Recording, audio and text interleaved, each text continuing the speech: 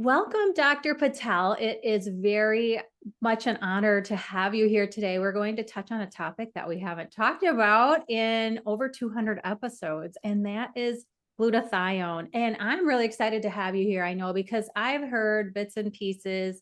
I've heard you on a couple of other podcasts, and now you graciously sent me your book and some of your product to try ahead of time. So I have that under my belt, but we are going to dive into this because it affects probably all of my listeners. Well, it does. It affects all of us, but my listeners are mostly like women aged 30 to 70. So we are really excited to hear more about this topic, learn about what glutathione is, what it can help us out with, how we can supplement all of the things. But first, just tell us a little bit about you, your backstory, and how you got so interested in glutathione. And then we'll talk about like how you actually brought it to market, which is a really fascinating story too. So thank you very much for having me today here. As a pharmacist, when I first graduated, it's like this young kid, fresh out of school, wants to conquer the world. They think they have all the education under the belt, and they think they know every single thing. I quickly found out is that, yeah, there are some wise people out there way above me. They have rigged the system in the sense that, no, you cannot swim too fast. You cannot swim with the current, and that's all you can do. And all you're going to do as a pharmacist is to manage people's problem. You're not going to solve any problems. You're not going to cure any issues. You're just going to manage people's problems. And I guess, well, that's not a good deal for me because, hey, I was taught in school that I can help people and get them feel better. And when you get in the real world with 3,000 plus medication in my pharmacy, all we did was manage people's problems. And so quickly I realized that this is not going to be my future. I had to make some money, got some student debt and things like that. So I can still have Yeah. make some money. So I still have to get a job and work.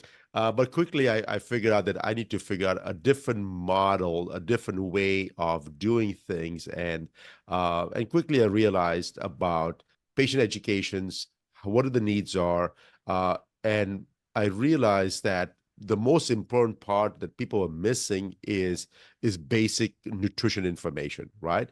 And when the nutrition information came in, it was everything led to me to glutathione. Everything, because it's the most abundant molecule produced in the human body. It's something that we have known for 140 plus years. Nobody has cracked the code on how to improve those levels. And so I said, well, that's going to be my calling. And so that's the journey started. Of course, it was one of those things that nobody's going to fund the project for you because it's a passion project. So you're going to do it yourself. So it took me a little bit longer time than normal, but long story short, today we are here talking about today because I've spent 20 plus years of my life learning about this thing, researching about this one, perfecting the molecule, and now able to deliver to the human body for the first time. That's amazing. And hopefully, after this episode, we can shed some light on why some people can eat a lot of garbage.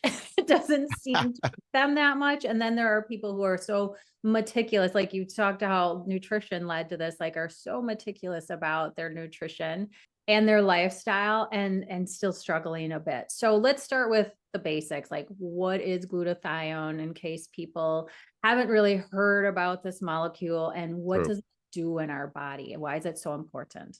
Absolutely. So what people want to know is when they say what is glutathione, they don't want to know the scientific term for it because scientifically it's a tripeptide, three amino acids coming together.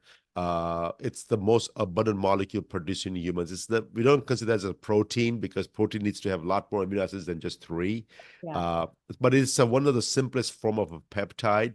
People know about peptide because the biggest peptide in the world today is semaglutide. People doing about the weight loss shots all the time. So they know about that peptide, but they don't know the body makes glutathione as a peptide. But it's the most abundant peptide produced in the human body, and it has multiple functions. Two of the most important things that what it does for us, what it is known for, is it's a master antioxidant. When it's a master antioxidant, it's just not just quenches free radicals like oxygen free radicals and nitrogen free radicals, but it also gets energy from other components like vitamin C and vitamin E and sunlight and things like that to revive itself to keep on doing the work over and over. So when you as an antioxidant, What you do is you quench the free radicals and you become oxidized. Like for example, like rust, right? When something is nice and clean, like a nail, and when you put it in the water, after a while it gets rusty, you cannot unrust it again. You can remove the rust, but you cannot unrust and become new again. Well, glutathione can become new again, right? With the help of others. That's why it's called master antioxidant, because it can revive itself and over again and keep on doing the same work. But that's one portion. What people don't talk about it is the second part, which is the most important part for us, is it's a detoxification activator. What it does is that it loans itself to combine with other molecules inside your body, especially in your liver, to get rid of it. And if you don't understand what that is, just imagine a refrigerator full of mold.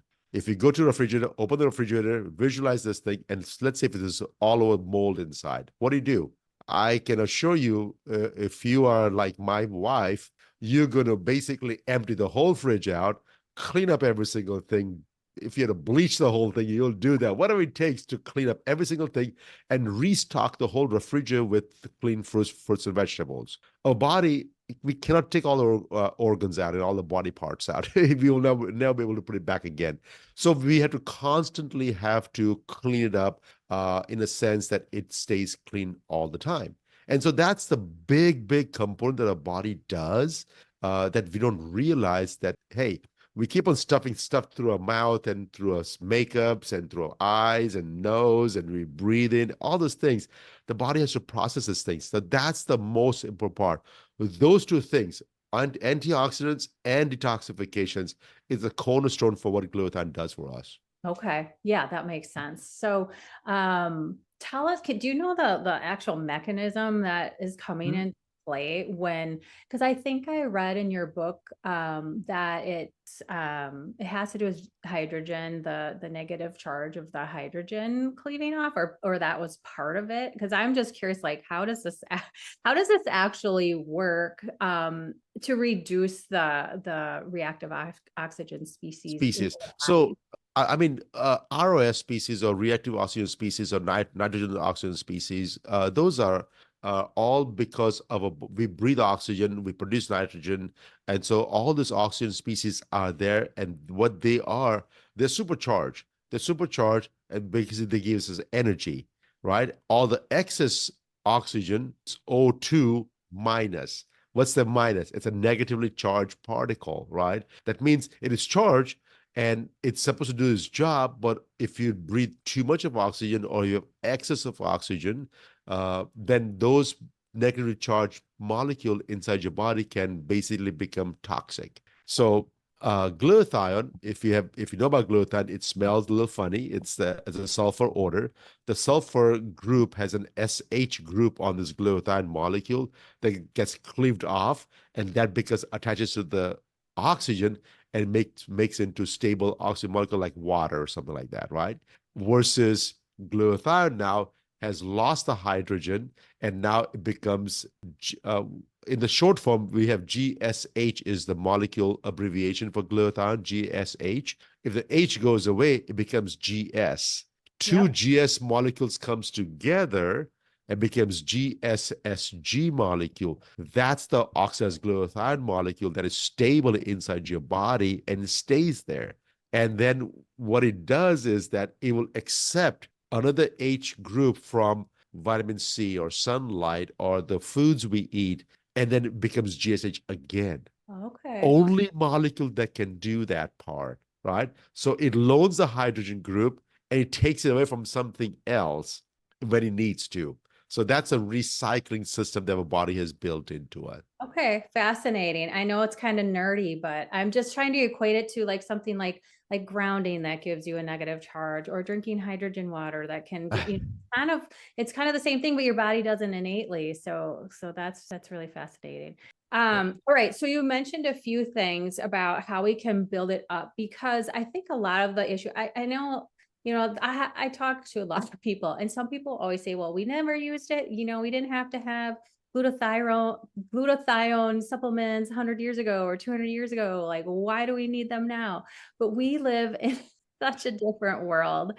And True. like you mentioned, there are so many toxins coming into the body that we didn't have before. But talk about some of the things that are depleting our glutathione that, maybe our ancestors didn't have to worry about.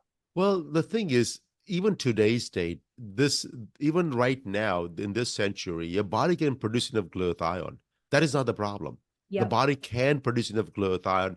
What's missing is it needs three amino acids, needs the two enzymes, needs two energy source from ATP from the mitochondria that your body produces energy source, and one molecule of NAD for electron transfer to produce glutathione. Now, if you have all the substrates in your body from diet and exposure to sunlight and all those things, guess what? You're fine. Your body can produce this thing. There is no need for supplementations. You don't have to call me. Don't have to do anything. Read the book. The book has the plan on how to improve the glutathione levels without any medication whatsoever. But here's the thing: modern day, what we have is we have so much exposure to chemicals. Mhm. Those chemicals have to be neutralized and detoxified from your liver. Second part is we have exposure to sun, which is okay for short term, but now we have this ozone layer that is depleted sort of, and so the UV index is at an all-time high than it has ever been. And so that basically have mutation occurring in your body, so your genes are now getting changed. And today we can measure all your gene mutations, gene SNPs is what we call them, and we can measure those out. It used to be like $15,000 like 10, 15 years ago. And now it's like $500. You can measure all your genes and see how they have changed. And if that has changed, then yes, your body's needs of glutathione have either increased or your body's not able to produce glutathione at all. And then in that case, you only choice you have is supplementation. And Sure. so we are not willing to part ways with modern day conveniences. We're not going to part ways with our plastic bottles of water. I mean, I would tell them drink from glass bottles, but well, what if I'm on the road and people are on the road all the time? I'm going to fly all the time, right? When you fly in those aluminum chutes, well, is what I call them. They're not made of lead. Lead is too heavy and will never take off the ground. It's an aluminum chute, right? There's no protection for human body from cosmic rays getting into hitting us because the aluminum casing around the plane is not going to do anything for us, right? And so we are enjoying life, and I'm not saying please don't enjoy life. I'm just we are in this whole new era, right? Gasoline cars are everywhere. Uh, the foods we eat has the nutrition facts in there. The lists just getting bigger and bigger, and all Yeah. the time. We are eating a lot more food from the supermarket. They're in the aisles instead of the periphery where all the meats and vegetables is, right? So all those things are adding up to the point where our body has to constantly try to figure out how to get rid of pesticides, organic phosphates, chemicals, makeups that we put on has petrochemicals inside. All those things the body has to constantly remove them out of the body. And then once you turn 21, legally you can drink alcohol. All of a sudden, what makes you so sure that alcohol is good for you because you're 21? Alcohol is in a chemistry, as a pharmacist, I can appreciate that part. Alcohol can be used as a solvent. Now it sounds very right? But it tastes good when you put some flavoring to it. But in reality, it's a solvent. We use that to dissolve toxic chemicals and to get rid of it from the from the chemicals, right? It's a solvent, but yet solvent tastes good. We take pride in drinking, and we take pride in how much we can drink. But in reality, that's also depleting a lot of our glutathione levels. So put all those things combined together today, our needs of glutathione have increased for what a body can produce. And there's the gap, right? If you can somehow increase the production of the glutathione by making sure your diet is intact with the cysteine, glycine, and glutamine, guess what? Your body can produce enough glutathione on its own. You don't need my help. Yeah. And I'm sure a lot of people aren't waiting till they're 21 to drink, especially here in Wisconsin. I know that underage drinking is is a big problem. But what about medications, like even over the counter medications in particular? Like I've heard for years and years that Tylenol or Oh, acetaminophen depletes glutathione, and it's hard because you go to the pharmacy, there's aisles and aisles of over-the-counter meds. You have no idea.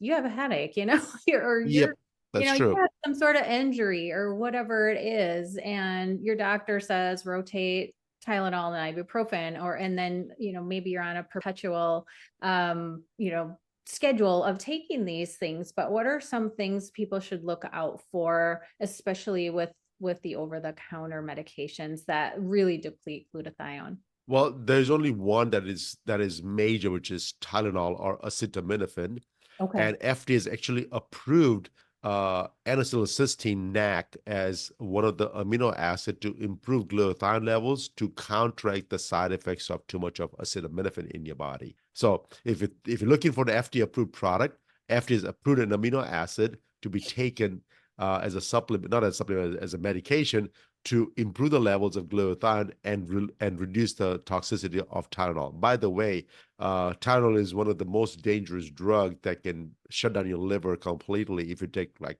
30, 40 pills of those in a day, boom, you're probably not going to wake up tomorrow morning. Yeah. It's that dangerous, right? And Tylenol toxicity is a big issue. But a lot of those cough syrups have alcohol in there. Those are, I mean, anything that is chemically solvents, uh, anything to do with products that causes liver damage. These are all avoided completely because that's what the glutathione is working to help us with that. Okay. Thank you for clarifying. I didn't know about the FDA approved amino acid. So is it sold separately from Tylenol, or are they putting it with it, or how does that work? So it's called NAC, N-acetylcysteine. The brand name is Mucomist. It's Okay. only available in the hospitals because most of the people that are overdosing themselves and dying end up at the hospital. The hospitals are using this as an injection, as an inhalation solution, and getting to the body immediately, and people will just wake up. Right? It also liquefies your lungs mucus and things like that. So it's a prescription drug, but it's available mostly in the hospitals. Okay, gotcha. Yeah. I was like, haven't heard of that, but I don't have, Yeah. like, I don't take Tylenol. I can't remember the last time I took it, because I want my liver healthy. But so how do people know if they're low on glutathione? Do they have specific symptoms, or is there a test for it? What should they look for? And I know as you age, as you mentioned, children produce a lot more than adults, say over 40. Is there a normal range to look for, or certain symptoms to look for that would indicate that you have a depletion? So let me talk about blood tests first, and then I'll go to the symptoms.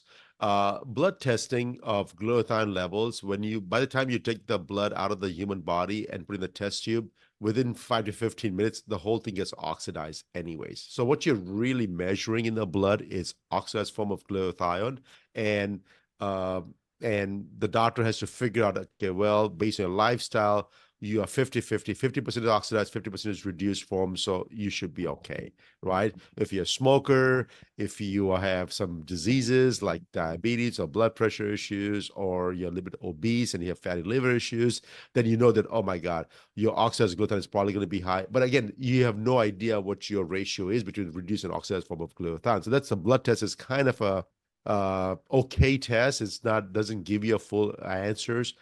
We did the testing at the university as a clinical trial, and those were easy to do because in a clinical setting, where in a trial basis, you draw the blood, put the machine, boom, test is done Yeah. right away, and we were able to measure those things out, and we published some articles based on that as well, and so we know what the results are. But when it comes to patients and trying to find, hey, if I do not know what the test looks like, and test is not reliable, how do I know that my levels are low? And in reality, you will never know until you have crossed the line of a disease. So Sure. think about it.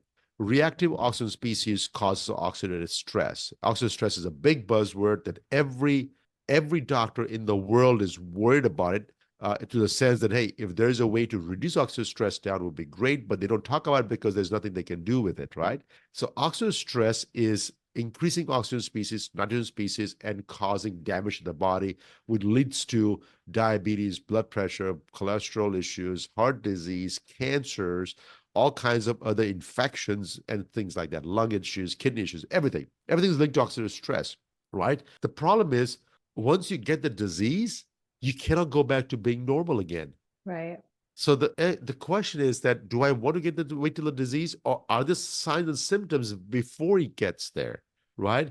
And so one thing that we do notice is your brain is only 2% of your total body weight is brain, but yet it consumes 20% of all the oxygen we breathe in. And so the question then becomes is that, okay, if the highest amount of oxygen stress is in your brain, what's the first thing you should notice? Well, creepy forgetfulness. When does it start? About 30-ish. Oh, I used to be so sharp like this, right? And now, what was it again? One more time, right? And the kids, think about the kids. Kids can remember all kinds of stuff, Yeah. right? And so, well, how do you remember that? I saw the same movie with you twice, and I still didn't get Yeah. it. And you were like on top of all the dialogues and everything. They remember every single thing. And so that's the first thing that kicks in. That people just, maybe I'm getting old. The second thing is that to produce excessive glutathione, it requires two energy sources of ATP. So when you have fatigue and tiredness kicking in, what's that kind of? Oh, I'm just, you know what? Maybe I'm not eating healthy, or maybe I'm not exercising, or maybe I'm just drinking too much alcohol, maybe drinking too much coffee. And people are masking all this problem by drinking what? Excessive coffees and teas. It's an epidemic right now. I'm not saying drinking coffee is bad for you, but you're masking the symptoms of of fatigueness. That's a subtle signs you're getting from your body saying, hey, you know what? Do something about it. And we don't do anything about it, and then eventually leads up together. You asked me a question earlier, is that we're going to talk about, hey, how people can eat whatever they want to eat. Some people and they're fine, versus some people are healthy as horse and they can survive because the body has a defense system built in, right? To store all the junk, body has to produce fat. The fat stores all the junk. So if you eat a lot of junk food or a lot of food that are not supposed to be appropriate for a human body, the liver, first of all, will produce a lot of fat. And the fat will store all this junk food. So that basically sequestering it, not releasing it out, but it is not available to the human body. So you're fine, right? And when that goes away, guess what? Then the fat spews out of the liver, and now the whole body gets fat, right? And the fatty adipose tissue holds on to all this extra sugar, extra junk. And so when they go to diet, they feel good because guess what? Now the fat is able to take more Twinkies and more alcohol and all those things. So they feel absolutely fantastic. But people that are slim and have no fat to deal with it, even a little bit of junk food, they're going to feel yucky about it, right? And so is it a bad thing? Is it a good thing? I think it's a good thing that you feel bad right away, so you're not going to touch those food.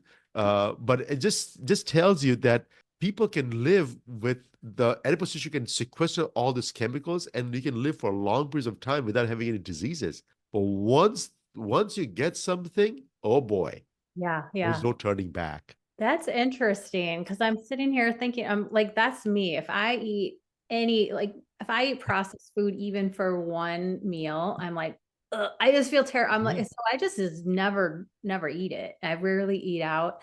And even when I eat out, I tend to either order a burger and a salad or a big salad of some sort.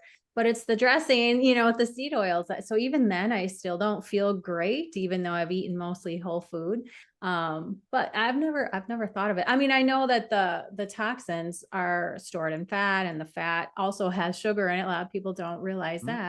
that there's also carbohydrates stored in adipose tissue. But yeah, that makes a lot of sense now that you've explained it. There was a study done in California. Chevron is in California, so they were basically the state of California made them do all the studies for environmental protection agencies and things. They were just asked, hey, we got to figure out that hey, how much of this gas is getting into a human body, and they took about I don't know 100 or 1,000 cadavers and did tissue sampling, and 100% each and every human being had some sort of organic chemicals, phosphates stuck in the fat cells, the Yeah. tissues, every Yeah. one of them. Yeah. I Right. believe it. And Yeah. so it's there. We have it, It's right? the safest place to put it. You know, you don't want to put it in your organs where it's really going to wreak havoc. That's Um, right. so talk about the food. So you said they're the glutathione's made out of 3 amino acids. Uh-huh. What are the foods that boost it? And from what I understand, the levels fluctuate pretty quickly, correct? With your levels of glutathione, depending on toxicity and what you've eaten and all of the other things that affect it. Yes.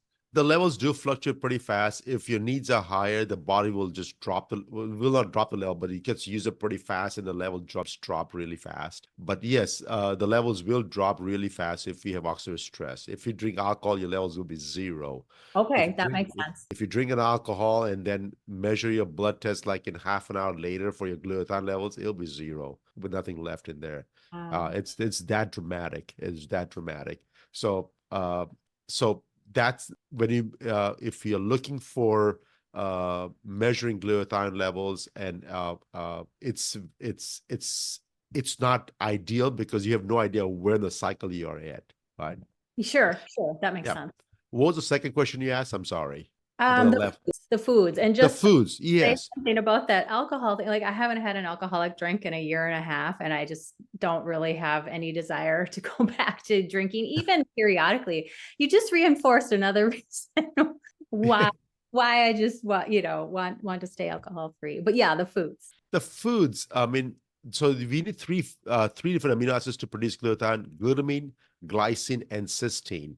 In my research, what we have found out is the body has enough glutamine. In Yeah, fact, yeah. we have too much of glutamine up in the brain. So I'm a little bit scared to give glutamine as a supplement unless somebody has issues with the gut, stomach issues. I may prescribe something temporarily to get something under control. If they have leaky gut syndrome, something under control. Once it's under control, I'll take it away from there. We get too much of glutamine. So please don't supplement glutamine unless you've been advised to do so. Glycine is something that is part of the collagen. I mean, it's not one of the essential amino acids. It's available in most of the diet. So I would, I mean, glycine is something that's abundantly in your diet. So I would not look for glycine rich foods. If you want, you can look at that as well. Cysteine is the rate limiting step. That is something that is not available in a lot of food that we eat. So having cysteine rich foods is going to be the game changer. So I can list you on a list of foods that you can eat, but everybody is either vegan, vegetarian, carnivore, whatever they are, Yeah, right? yeah. The best thing to do is, guess what? Put cysteine rich food in a favorite search engine or ask your AI bot. I said, hey, give me a list of cysteine rich foods. And you'll get a list of vegetarians, vegans, meats, everything. Everything has cysteine in there, so you can eat those foods on a daily basis. It's not, oh, maybe I eat this once in a while. No, no. It's a daily diet. If you read my book, it says 14-day plan to boost your glutathione level. Please don't fall for that. It's not a 14-day plan. It's a lifelong plan. What I do, what I tell them to do is what I do every single day of my life. So, but if I tell you there's a lifelong plan, you will not buy my book. So I had to give you a boost. I say, hey, 14-day plan, just for 2 weeks, you can spare 2 weeks for me, right? And people buy the books. But anyways, don't fall for that one. Make sure that it's a lifelong plan. The whole idea behind foods is the foods are something that are building blocks for our proteins and every single thing that we eat that we need. So we don't need processed foods because they have absolute zero nutrition to help our body. Yeah, good answer. Yeah, I was going to say I think we're safe to say that the processed foods aren't going to be high in any of these No.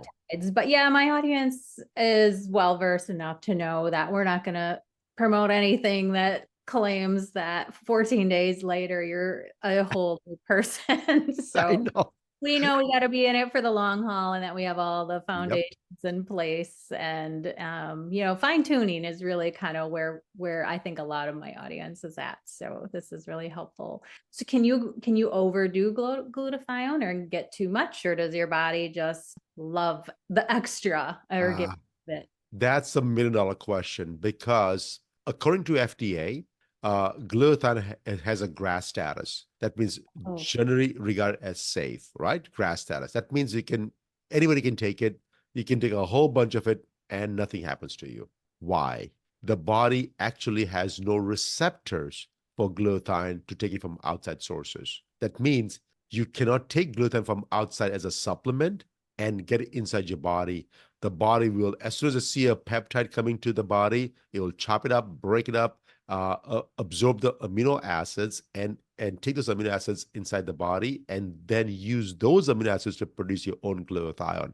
I mean, you can inject IV glutathione, and guess what? The body will break it down, absorb the cysteine. Cysteine is later used to produce glutathione, and so they see a rise of glutathione levels later, but immediately there's zero. And interesting. so and so supplementations of glutathione is tricky. That's why FDA says, hey, you can take whatever you want to take. There's no problem with it. Okay. Yeah. And Uh, that IV glutathione's really expensive. So I wanted to make sure to ask you about that and what you and that's the reason why when I first discovered our product in 2007, I couldn't release the product until 2020 because it was something that was bypassing all the barriers and not and getting into the bloodstream. And so it has a potential of increasing level to high normal and maybe go over high normal. And that could potentially be a problem in the future. And okay. so it took me 13 years to figure all those things out about how much to give, how often to give, when to give, what kind of results I'm going to get. Can people take indefinitely every single day? Is it twice a day? Uh, what can I expect? So all those things took me a little bit of time to figure those portions out. In the meantime, I did have the product available through doctors' offices and physicians writing prescriptions for that. But once I get all my data in, we were able to release the product to the open public 3, 4 years ago. But yeah, that's the only product that's a potential. But I've been working very hard, diligently to try to figure out how not to increase anybody's ROS load above and beyond what your body can tolerate. Because oxidative stress, if it's zero, is not good for you. Right. You got to have some stress to your life. Otherwise, your body just doesn't survive. It just gives up. And so you got to have a little bit of oxidative stress. Too much can kill you. Zero is actually can also do the same thing. And so having that Goldilocks effect is very critical for us. And how do I get to that stage? So it took me some time. But if you take any of the supplements besides my product, no problem. There is no toxicities. You can take anything you want. Body will break it down. Body will absorb the cysteine out of it and only produce what the body needs. Okay. But the IV version, just so I'm understanding it correctly, Yep. it's basically just taking the cysteine part of it. And then, so it might, I don't know if I'm understanding that correct. It might give you a boost later on, but not initially. Am I understanding So correctly? intravenous glutathione. So there is intravenous glutathione and intravenous cysteine. They're both available, Okay. right? Okay. The intravenous glutathione, it doesn't enter your blood cells at all. It only stays in the plasma. Okay. And the plasma gets filtered by the kidneys every 5 to 15 minutes. So everything is in the urine within the time frame. So nothing ever gets into the body, right? It just stays in the bloodstream, in the plasma, and just filters it out in the kidneys, and you just pee everything out. Huh. What happens is that part of that, during that process, part of the glutathione gets broken apart, and the cysteine gets reabsorbed the kidneys into the blood again. So what they did see was after injecting glutathione, they saw a spike in the cysteine levels increasing over time. And that led to increasing glutathione like 2, 3 hours later, Got right? you. Okay. But I mean, save your money. Yeah. You can just inject some cysteine in there and do the same things. Right. Uh, or better yet, if you don't want to inject anything, we have something that is way better, different topically, and can improve the levels pretty fast without going through doctors anymore. Yeah, so talk about your product, and then I would Yep. love to talk about the skincare and what glutathione can do for the skin because I'm sure a lot of people listening would be very interested in that. So I have, if you're watching on YouTube, I have a little bottle. It's topical spray. So tell Oh us. wow. Okay. Oh, you got it already. Okay. Awesome. Yeah, yeah, I Um, did. I sprayed it on today. I've been using it and I'm like, yep, definitely smells like sulfur. It does smell like sulfur. It's I was sticky. ready for the smell. So It's very sticky that you rub it yeah. in for about 2, 3 minutes to basically get all the smoothness out there. And once it's done, it's already in your bloodstream. So the product that we have created, again, uh, we were involved in making liposome form of glutathione. If you do not know about that, it's one of those technology-based product where it bypasses all the barriers of your stomach to break it broken down. But even if it gets intestines, it's still the body senses it as a peptide and it will break it down apart anyway. So there's no barriers that it can penetrate until it gets broken down into various forms. So liposomes, glutathione, we made them in the past. It did not work for my patients. I started making intravenous form of glutathione for 20 years. I'm a pharmacist. I'm a compounding pharmacist. So I used to make intravenous form of glutathione for long periods of time, even though I knew what the problem was, because the doctors were demanding that this is all they wanted to use right now. So, hey, I was not there to educate the world at this point yet. So I said, hey, if you want this product, I'll make it for you. I'll make some money doing that part as well. So I did that part. But then uh, on the back end, I was still researching. There was a brand new technology that existed. That there's no medications available at this point, which was dextrin technologies. And what they were doing is that they were trying to sequester this molecule into this dextrins, and hopefully the body can accept those molecules. And I mean, that was the whole idea behind it. And people know about dextrins because if you have a cereal box in your house, which you should not, but if you do, some may have it. Uh, there is something called maltodextrins. Any preserved foods have maltodextrins in there, or Febreze spray has cyclodextrins in there. What that is that it's used to mask all the smell, Okay. right? It's all the smells of the product. So, but the thing is, we use the same product or same similar technology to sequester glutathione and deliver through your skin. And when we did that part, dextrin molecules actually has receptors in your body to accept it. So the blood takes it and said, "Oh, I can use up some of the sugars, right? There's no glucose in there. There's no energy in there, so it cannot use it up to increase your sugar levels, right? There's no energy there, but it's a sugar type molecule, so it accepted that, and inside stuffed in is glutathione. So when we did that technology product, I said, "Oh, this is pretty genius." I thought for myself. I said, "Hey, I'm pretty smart." But quickly I realized that I have a lot more questions now than answers, because really fast I realized that by giving this topical version, I was actually getting people into zero oxidative stress state within hours, right? And so I said, okay, this is too much. This is not good. And when you have zero oxidative stress, your body gets rashy and itchy, Mhm. right? I said, oh, this is not good. So you got to figure out the dosages. So, anyways, took some time.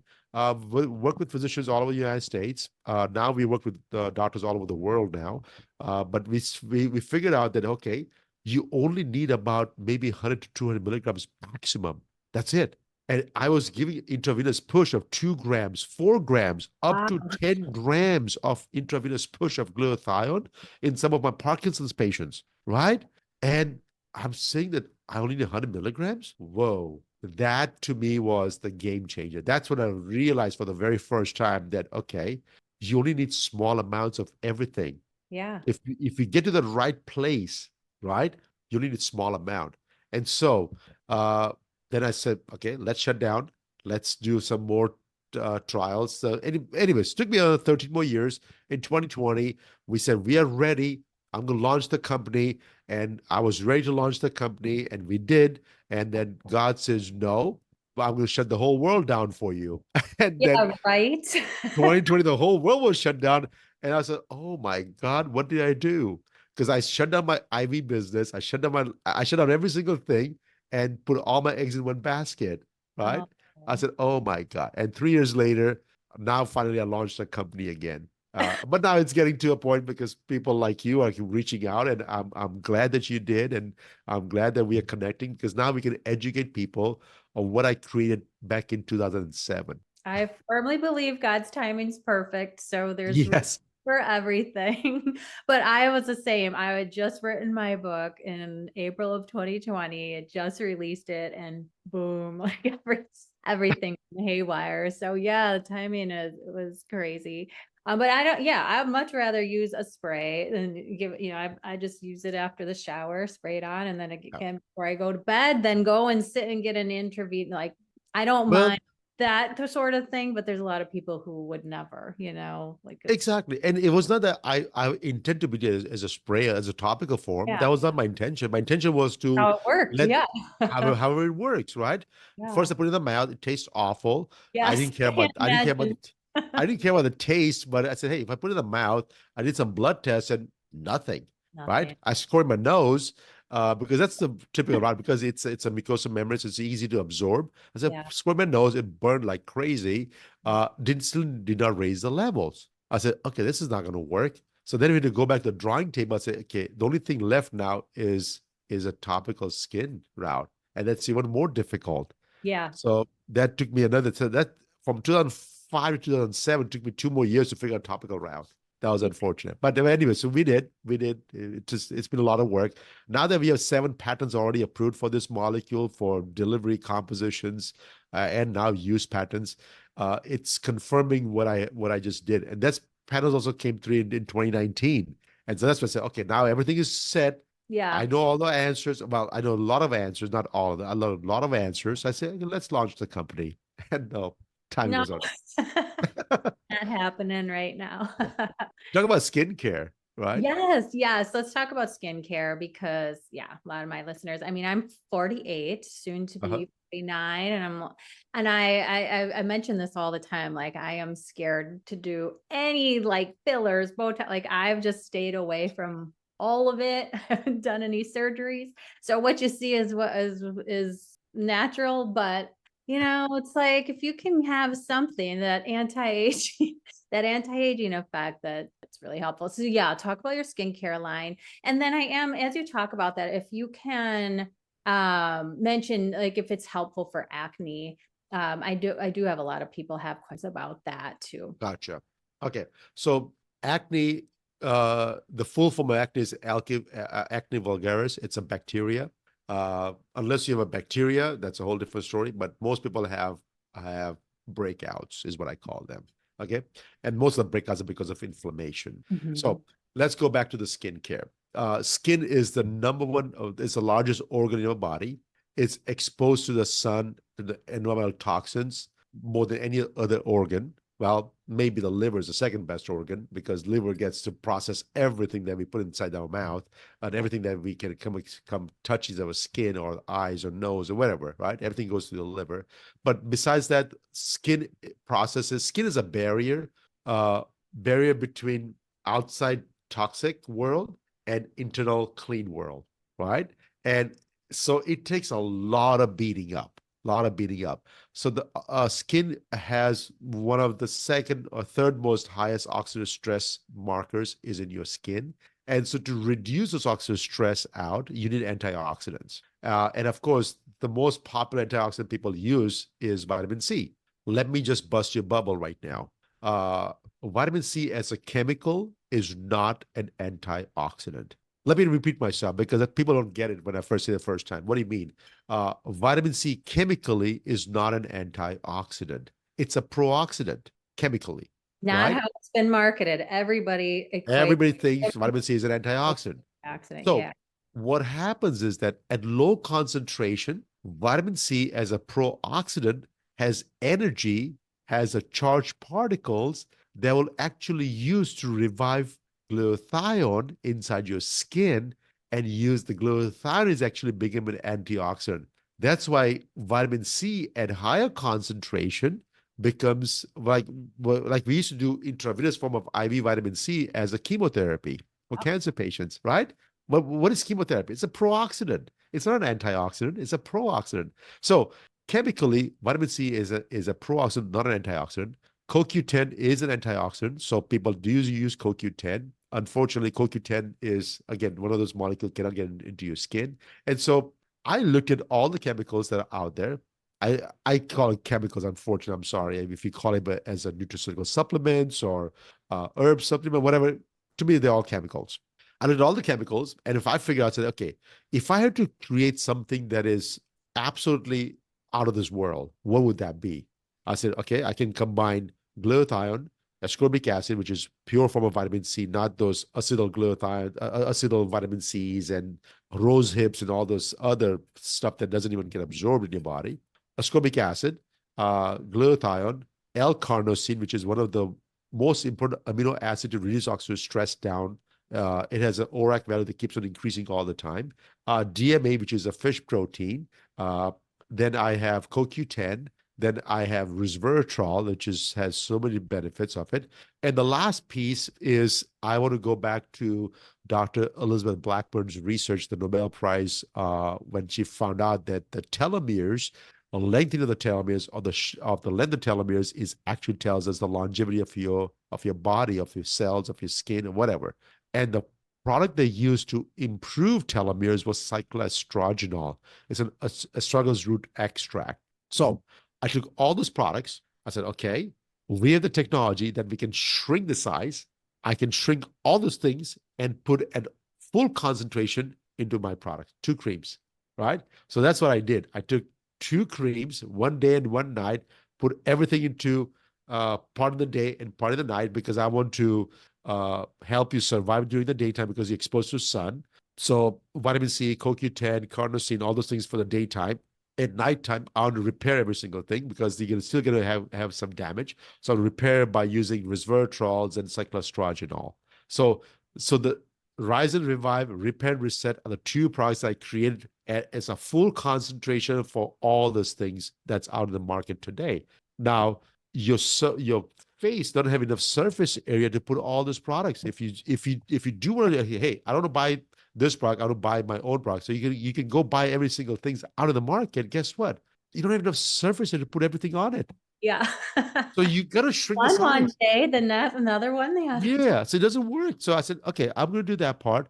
And then 2 of the products, which I think is the most important part, which is glutathione and ascorbic acid, I want to put them in the serum to top it off like Yeah. 100 times more. And so we put the serum first.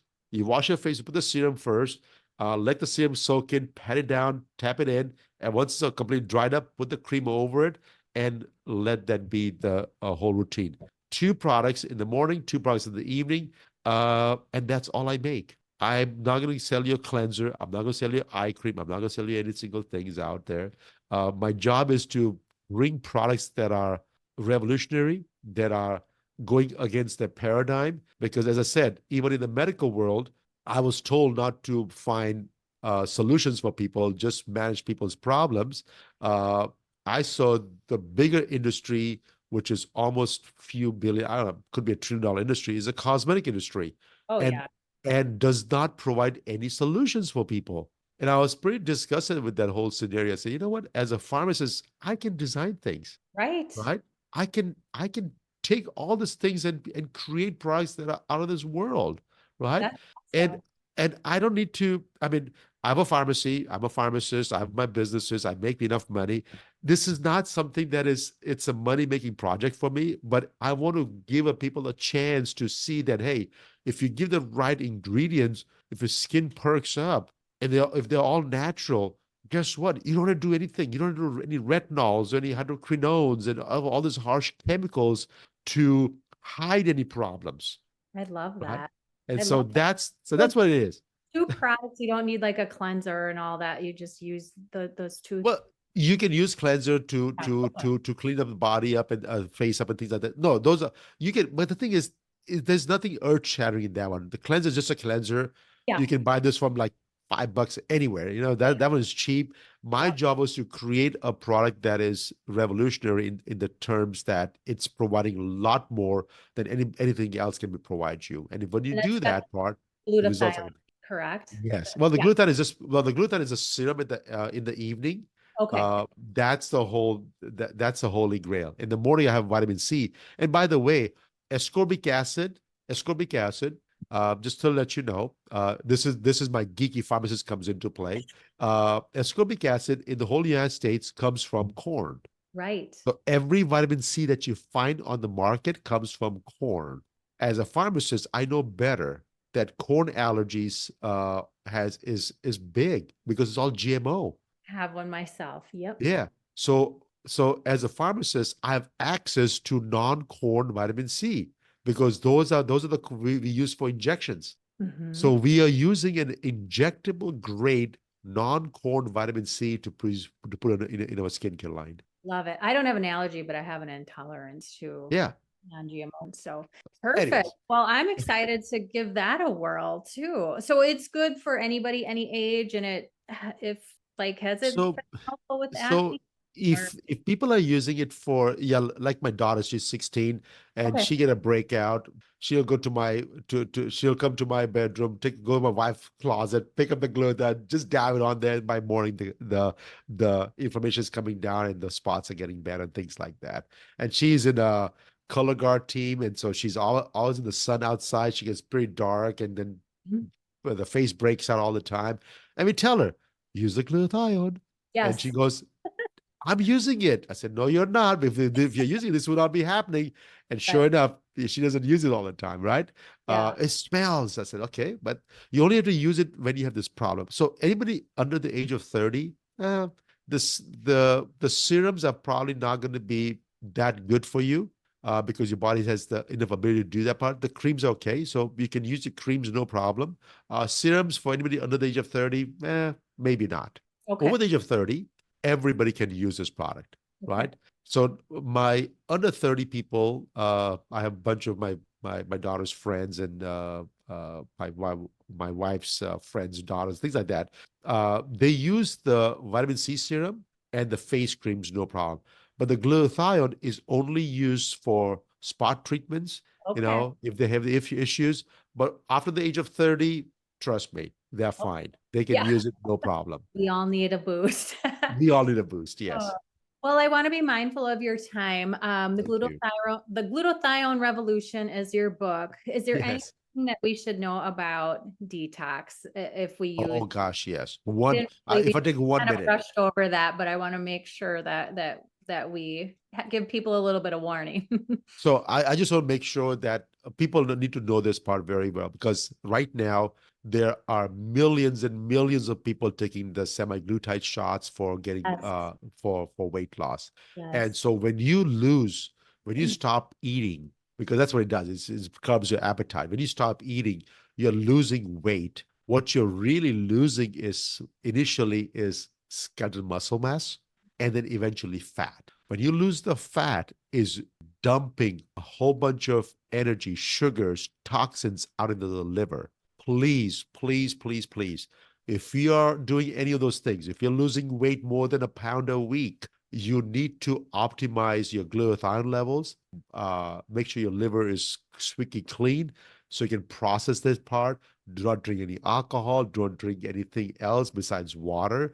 You got to give some rest to the body so the body can flush out all those toxins out of the body. So detoxification is needs to be hyperactivated. Now, when you take glutathione for the first time, and if your body's too toxic, then your body tends to release all the toxins out at the same time. And if it does that too fast, you may get a headache, you may get diarrhea, you may get stomach cramps or rashes. If that happens, please, I'm not going to give you a gold medal if you plow through it. So please don't do that.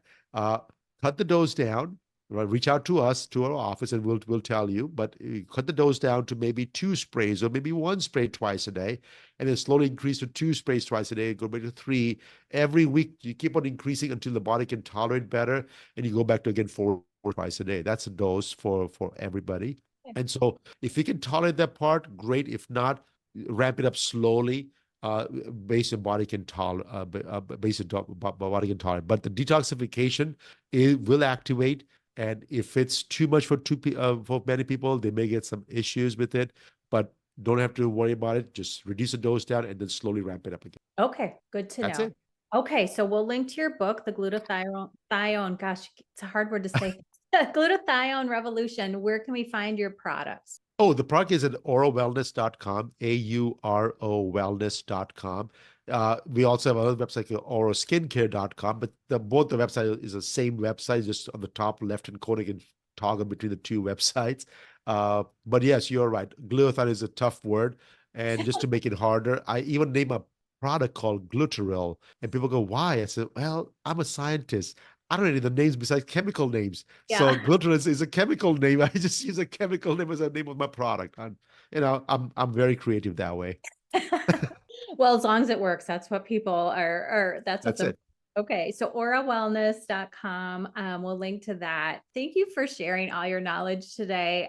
We've learned a ton about glutathione and where to find it. And thank you for all your time and your patience with bringing these products to the world, because it's a long time coming, but we're very excited that they're here. Me too. I just want to make sure that safety comes first for my patients. So I had to get one. So thank you for having me today.